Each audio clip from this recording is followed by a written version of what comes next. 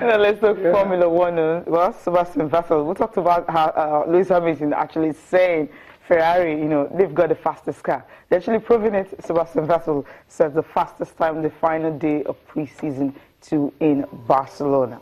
I mean, Cecilia, from all indications, I know Ferrari, they've come out to play down, the fast times at the preseason in Barcelona, but you can't run away from it. They're looking very good. They're looking very good, and they're looking like the guys that will, give Mercedes a very good run for their money once the season starts in Melbourne just a few weeks from now. Cecilia, I mean, there's not two ways about it. And Ferrari and Mercedes are the two teams to beat when the season starts. Yep, and you have to wrap up the preparations with a time of 1 minute 19 seconds 0.024. Yeah, seconds there. That's it. Yeah, fast time. I mean, a stint of 156 laps. Wow, I think, how did he do that? I think, remember Sebastian Vettel is actually back. Okay, this is pre-season. Yeah, it is. So we're waiting for Australia Melbourne to see what's going to happen. I think that's going to be very, very competitive because for Lewis Hamilton, second quickest, which wasn't really what he wanted, I think, because he would have wanted to be the fastest, but then it just wasn't meant to be. And Red Bull still, more issues for Red Bull, and they finished only 6th in this particular test in Barcelona. So Cecilia, I'm looking forward to this season. It's looking very competitive already, even though it hasn't started. The fact that Sebastian Vettel hasn't really been himself in the last few seasons now. Now he seems to have a car that is in good shape, and the fact that he's pairing Kimi Raikkonen as well too, that might just make the constructors battle a very exciting one. Mercedes have lost Nico Rosberg, but we've seen in this testing that Valtteri Bottas is not slouch either. He's a very good driver, and so Vettel, Kimi Raikkonen versus Lewis Hamilton and Valtteri Bottas. I mean, that's the top two. You're not bringing in Red Bull? No, yeah, Red Bull, yeah. They have to be there as well. Max Verstappen was awesome last season. Exactly. I get what you're saying, but the top two has to be those two teams I mentioned, Mercedes, Ferrari. Okay, so some of the drivers who actually reacted to it, man, it's the final day. They would have loved it to go far more than this, but then that's the end. Talking about Daniel Ricciardo and the likes of Esteban Ocon, he was also talking about how much they've actually enjoyed the preseason and how they can't just wait for Australian to start. I thought we'd come a fair way, after day 3 for me, and then day 4 today. Felt like we didn't probably go that extra step forward, so I think the progress was good, and then today we probably got a little bit confused with some setup things, so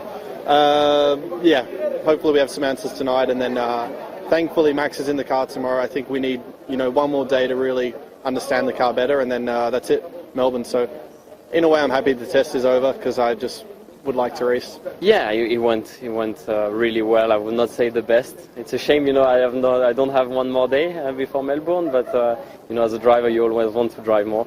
But no, today went really well. Also before yesterday I did a lot of laps. We completed the plan fully in this week, so I'm really happy about how everything went. It's too early to say. It's true that we're not in an ideal position at the moment. We know that we have some problems, but we're working very hard with the team, with McLaren and with Honda to make a big push, and hopefully we come to Melbourne with some upgrades, and hopefully there are some positive signs. Yeah, we can't wait for Melbourne. March the 26th. It's just around the corner.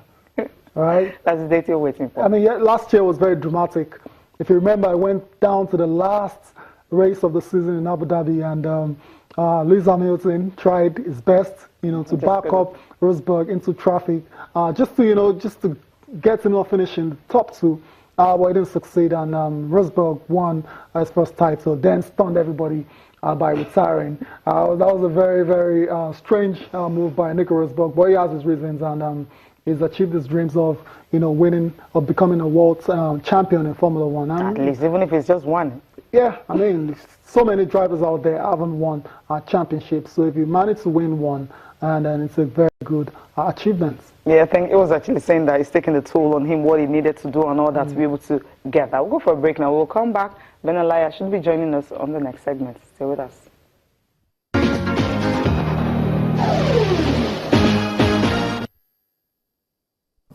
Look, I don't work for my image. I work for this club, and with full commitment, and that's what I do. After, how will I be judged in one way or the other?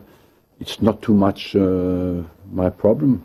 I looked a little bit at the Champions League history, you know, and I think we played in the last 7 years. We played 6 times against Barcelona or Bayern Munich. We have the two best teams in Europe. You have to take that into considerations as well. In the last 9 years, we're only one time the worst team performing in the Champions League in England. So overall, of course, when you're present at that level, you can be punished as well. And basically, there are many teams who are not there. They cannot be punished, you know. There's a lot has been said about that. That is exaggerated. I think we have a good, united group, determined group. When you go through disappointing results, you have always some disagreements. But overall, I think the best way to respond is always the game and to show how united and determined we are. And overall, I believe that on that front, I don't worry. I'm surprised by that because I believe that he has been developed well. He's developing well at the moment and has given his chance. And overall,